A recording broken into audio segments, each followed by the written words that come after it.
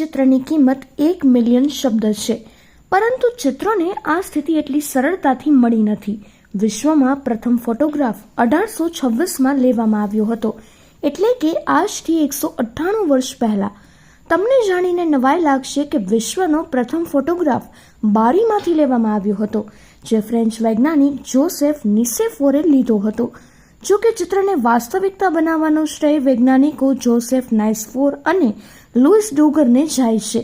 તેણે જ ડેગ્યુરે ઓટાપાઈ પ્રક્રિયાની શોધ કરી હતી, જે ફોટોગ્રાફીની પ્રથમ પ્રક્રિયા છે.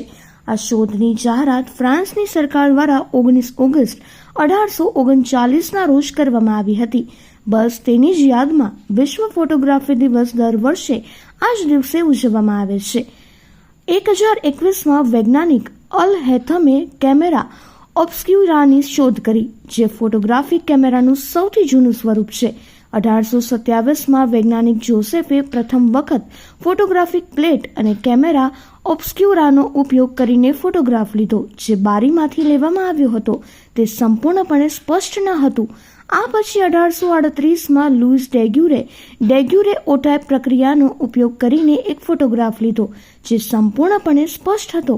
આ સિદ્ધિ ફ્રાન્સની સરકારે 1839માં સામાન્ય જનતા સાથે શેર કરી હતી. વિશ્વની પ્રથમ સેલ્ફી ઓક્ટોબર 1839માં લેવામાં આવી હતી. તે હજુ પણ યુનાઇટેડ સ્ટેટ્સ લાઇબ્રેરી ઓફ કોંગ્રેસમાં પ્રિન્ટમાં ઉપલબ્ધ છે. 1813માં કેમેરાનું કદ ઘટ્યું. આ પછી 35 mm સ્ટેલ કેમેરા વિકસાવવામાં આવ્યા.